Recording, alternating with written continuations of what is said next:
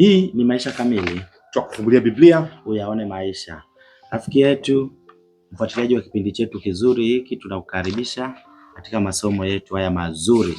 Tunajifunza Biblia kwa kutumia mwongozo. Leo ni siku ya Jumatatu, tuna somo zuri linalosema kushughulikia kashfa. Kushughulikia kashfa. Hivi tunajishughulikiaje kashfa katika makanisa yetu? Bwana anatuelekeza namna ya kushughulikia kashfa. Basi kabla tujaendelea tupate kuomba. Baba yetu mwema, Mungu mtakatifu, jina lako litukuzwe. Tunakushukuru kwa sababu umetuita tena utufundishe namna ya kushughulikia kashfa. Tunaomba usikivu, tunaomba uelewa. Tutende sawa sawa na mapenzi yako. Katika jina la Yesu Kristo. Amina. Amina. Amen.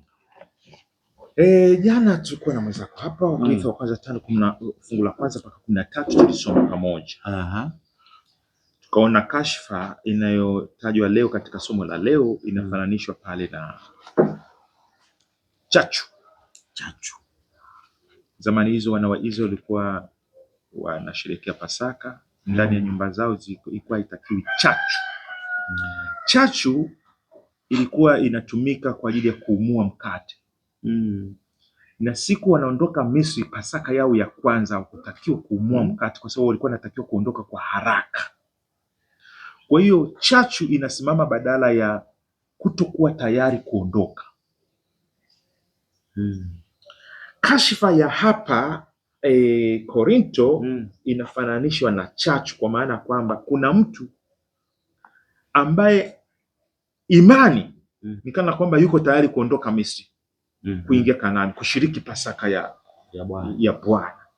Lakini matendo yake ni chachu, hayuko tayari. Sasa tunashughulikiaje?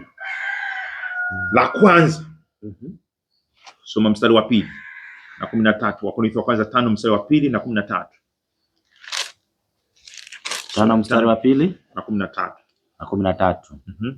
Nasema, nanyi mwajivuna wala hamkusikitika, ili kwamba aondolee miongoni mwenu huyu aliyetenda jambo hilo. 13 ni kwamba, lakini hao walio nje Mungu atawahukumu. Ninyi muondoeni yule mbaya miongoni mwenu. Kwa hiyo hatua ya kwanza ni kutoa hukumu. Toa tamko. Na tamko lenyewe, huyu mtu, yani chachu ndani ya nyumba haikutakiwa kwenye wakati wa Pasaka. Kwa hiyo unaiondoa. Kwa hiyo huyu mtu amekuwa ni sio tu hayuko tayari kuondoka, anatufanya wengine pia tusiwe tayari. Kwa hiyo anaambukiza. Kwa hiyo ni chachu inayoambukiza. Kansa ili uweze kushughulika katika mwili, unaiondoa au unaibakiza? Unaondoa. Kwa sababu donge dogo kama chachu chachu ndogo inaweza kuchachusha donge zima. Kwa hiyo hata hii dhambi nayo inaambukiza. Kwa hiyo solution ni kuondoa. Sasa kuondoa ni nini? Ni hukumu. Ushasikia kwenye kanisa wanasema tusihukumiane, si wote wenye dhambi, mhukumu ni mmoja. Ushasikia? Lakini hii ni kashfa ya nje, watu wanajua kabisa anatoka na alafu wanajivuna, wanasema haina shida. Ndio hapo anasema no, take action. Chukua hatua ya kwanza. Na hatua ya kwanza ni kufanyaje? Kumuondoa. Kumuondoa inamaanisha nini? Kumfuta, kumpatia karipio. Kumtenga ni jumla au mpaka atakapotubu? Mpaka atakapotubu. Asante sana, hilo linapendeza kwamba kuna tumaini kwamba tunamuondoa pale baadaye anasema ili mwili wake ufanyaje?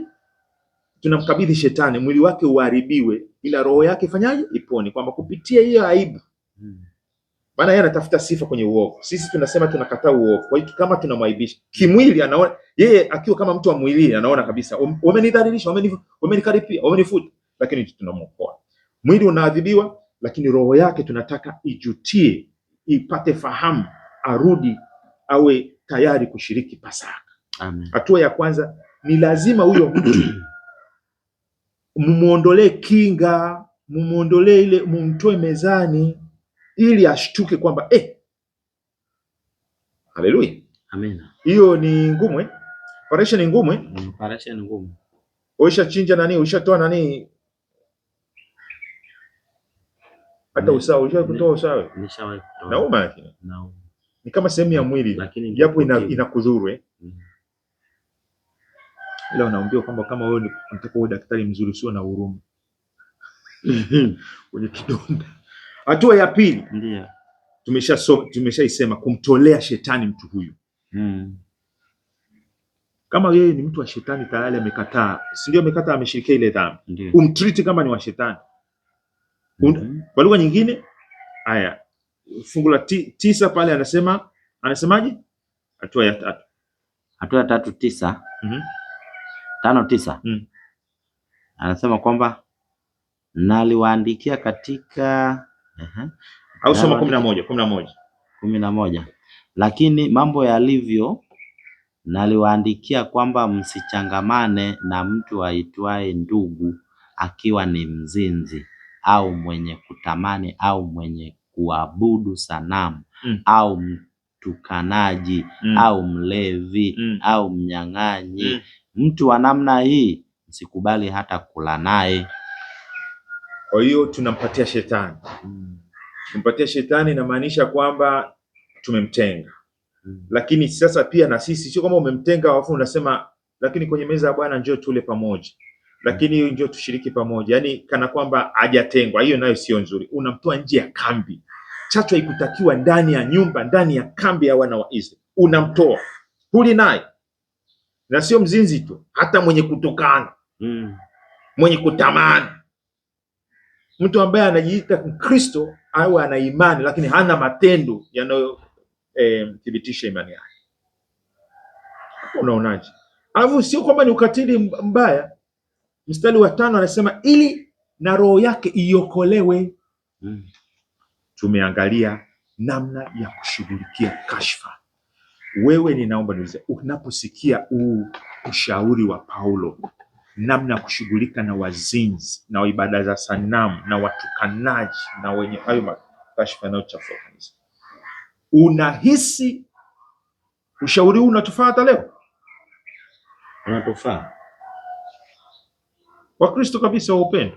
Yaani ushauri huu unatufaa, na ndio maana tuna namna ya kuwarudisha. Yaani anapojutia dhambi, anikaribishe meza ya Bwana, anapojutia dhambi hatupaswi kumwacha. Akijutia, tatizo ajutii sasa, anasema niacheni. Wakusema kwamba acheni huyo ni basi, huyo tunamwacha. Tumtenge. Huyo tunamtenga. Rafiki yangu, sijui kama umewahi kupata changamoto kama hiyo ya kutengwa. Usife moyo, ili roho yako iokolewe, hatua zimechukuliwa. Sijui rafiki yangu kama wewe uko kwenye uongozi wa kanisa, kuna watu wanaofanya madudu hapo ndani ya kanisa, alafu hamjachukua hatua kama hizi.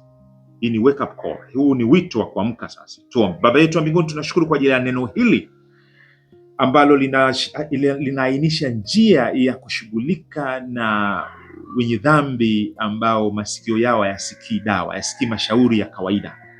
Hatua madhubuti umeziainisha zinapaswa kuchukuliwa. Tupe ujasiri wa kuzichukua. Tupe ujasiri wa kutubu. Bariki mtoto wako ambaye labda amekaripiwa tayari, ametengwa. Patie roho ya kurejea. Na kama kuna kanisa limemtenga mtu yeyote, basi Baba, wapatie roho ya kumrejea yule mtu ili asihuzunike kupita kiasi na hatimaye akaweze roho yake ikapate kuokolewa. Ndivyo tunavyoomba kwa ushauri huu. Tulete tena kwa hekima na ushauri mwingi zaidi tunapojifunza kutoka kwa Korintho. Mpaka kesho, ndivyo tunavyoomba kwa jina la Yesu. Amen. Amen. Amen. Basi mfuatiliaji wetu, hapo ndipo tumefika mwisho kwa siku ya leo, ambapo tumeona namna ya kushughulikia kashfa. Kesho Jumanne tunaangalia namna ya kulinda utambulisho wa kanisa. Kulinda utambulisho wa kanisa. Basi mwenyeji wako mimi Geoffrey Omondi. Enos Makalindile. Karibu sana, unazidi kutupata kutoka Temboni, Dar es Salaam.